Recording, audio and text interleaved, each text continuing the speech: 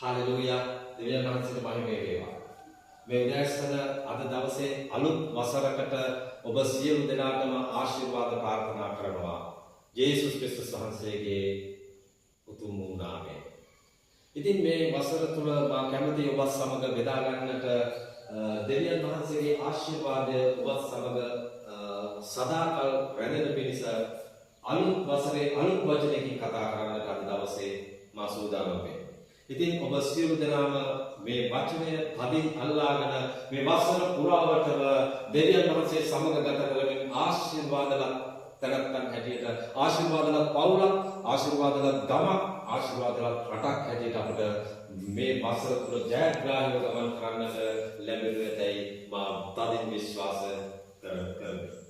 එමනම් මගේ ආදරණීය ස්නේහවන්ත ප්‍රිය දරුවනි, අද දවසේ අපි පළමු කොටම බලන්න යනවා එපිස පොතේ 4 වෙනි පරිච්ඡේදයේ 25 වෙනි පදයේ අපේ ස්වාමීන් වහන්සේ කොයි ආකාරයකට අපේ ජීවිතවලට කතා කර තිබෙන්නේ කියලා. එපිස 4:25 දෙසට අපි අවධානය යොමු කරමු.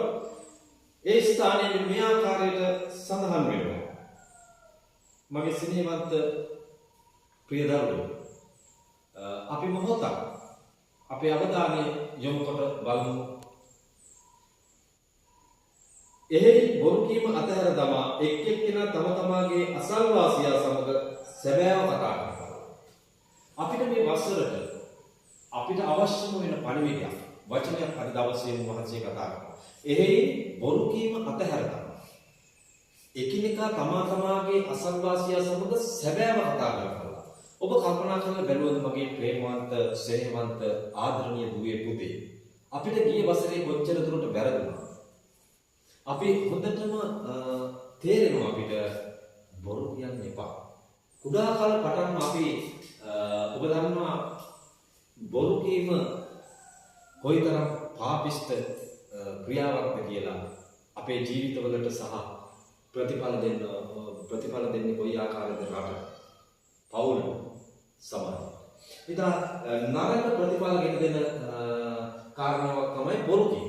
අපිට මේක අතහැර දමන්න කොයිතරම් අමාරුද අපි කල්පනා කරලා බලමු. එකිනෙකා සමග අපි එකතු වුණාම ප්‍රිය සාදේකෙදි වෙන්න පුළුවන්. එහෙම නැත්නම් සමීති සමාගමේදී වෙන්න පුළුවන්. කාර්යාලයේදී වෙන්න පුළුවන්. අපි මොනවද කතා කරන්නේ? කෑම වෙලාවේදී, ඉන්ටර්වල් එකේදී අපි මොනවද කතා කරන්නේ? අපි සැබෑවද කතා කරන්නේ? අපි බස් වලට ගියදී වෙන්න පුළුවන්. තමන්ගේ වුණායපාකම් වලදී අපිට යාළු මිත්‍රයෝ එකතු වුණාම අපි මොනවද කතා කරන්නේ?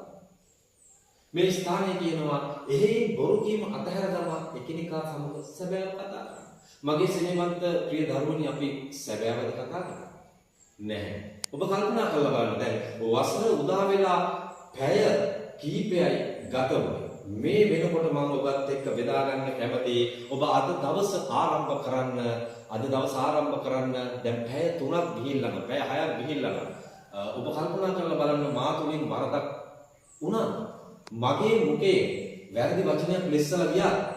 ආදරණීය දෙවි පියාණනි, මට සමාව කරන්න. ඔබ දැක්මම සමාව අරගෙන අලුත් ජීවිතයකට පාදපරකට කටයුතු කරන්න. ස්වාමීන් වහන්සේට කියන්න මට වැරදුනා. හැබැයි මෙතෙන් පටන් එක පැයක්වත් එක තප්පරයක්වත් ඉදිරියට යන්න දෙන්න එපා බොරු කී.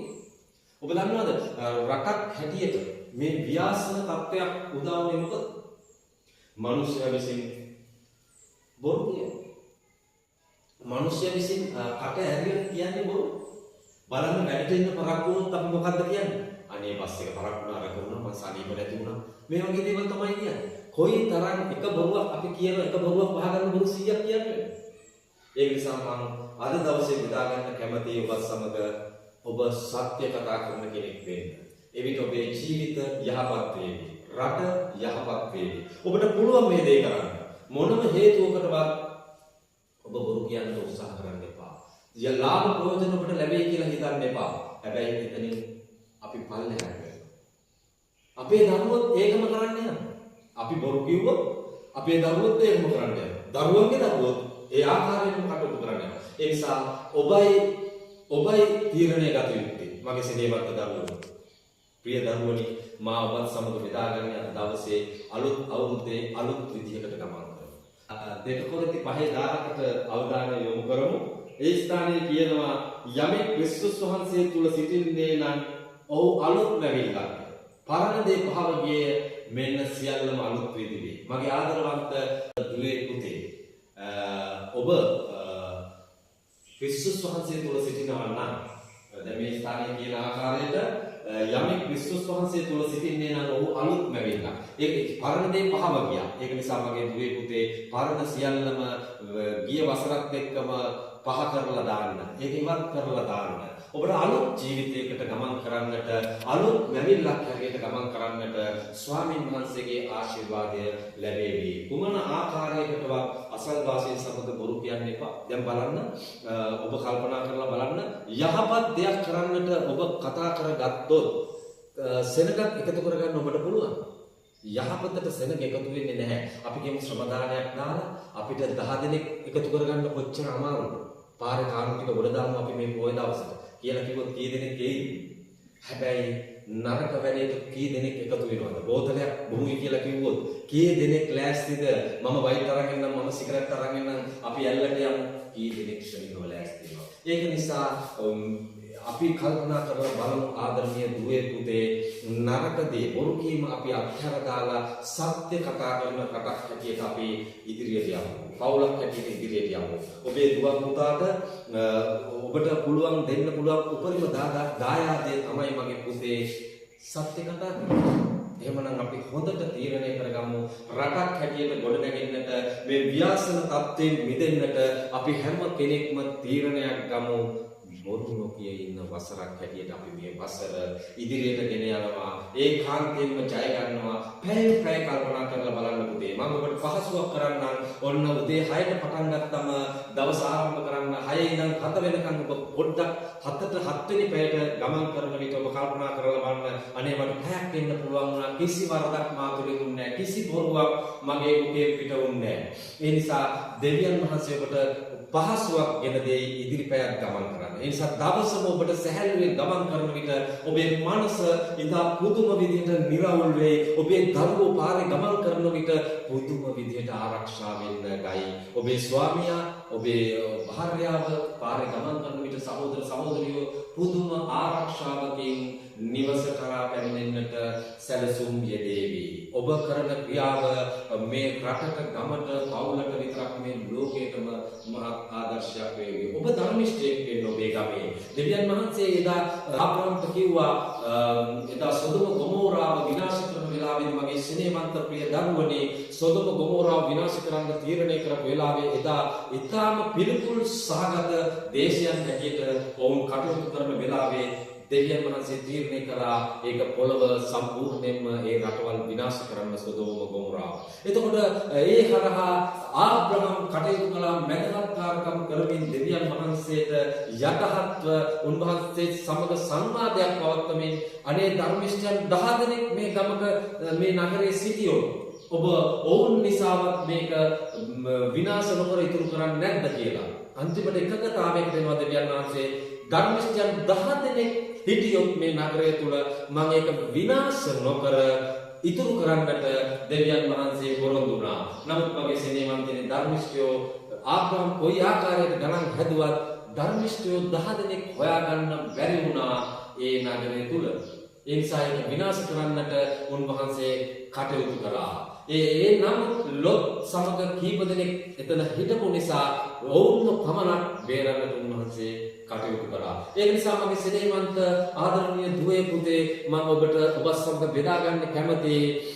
ඔබේ ගමේ, ඔබේ නගරේ ඔබ 10 දෙනෙක් ඔබත් එක්ක හදාගන්න බොරු නොකියන, කාමයේ වරදවා හැසිරෙන්නේ නැති, බීමත්ව හැසිරෙන්නේ නැති, මිනි මරන්නේ නැති, හොරකම් කරන්නේ නැති, අනාචාරයේ හැසිරෙන්නේ නැති 10 දෙනෙක් ඔබ හදාගන්න.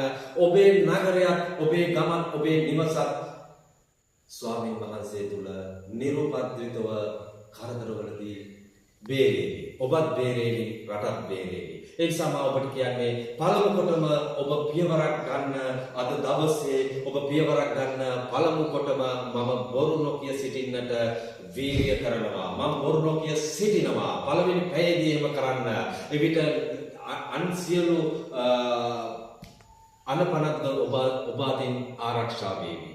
බයිබලයේ සඳහන් වෙනවා මගේ සිනේමන්ත දුවේ පුතේ පාපය නම් නොපනත්කමයි කියලා. ඒ කියන්නේ පාපය නම් පනත් කැඩීම. අනපනත් කඩන්න එපා. ඔබට අනපනත් කියලා තියෙනවා බයිබලයේ සුද්ධ බයිබලයේ සඳහන් වෙනවා දස පනතක්. ඒව නොකඩ ජීවත් වෙන්න නම් ඔබ පළමු කොටම බොරු කීමක් හරි. ඔබ දන්නවා බොරුවේ පියා කවුද? බොරුවේ පියා තමයි මේ රට විනාශ කරපු ලෝකය විනාශ කරපු යක්ෂයා. ඒක නිසා යක්ෂයාට අහු වෙන්න එපා. බොරු කීම ඔබේ කටින් පිට වෙන්න හදනකොටම ඔබ ඒක වළක්ව ගන්න. ඉතින් මගේ සිනේවන්ත ප්‍රිය දරුවනි ඔබට මේ වසර සර්ව ප්‍රකාරයෙන්ම සාර්ථකව ගමන් කරන්නට ඔබටත් ඔබේ දරු පවුලටත් නෑද පිරිසට මුළු රටවාසීන්ට සුබම සුබ නව වසරක් වේවා කියා මා හිත සිතින් ප්‍රාර්ථනා කරමි. ජේසුස්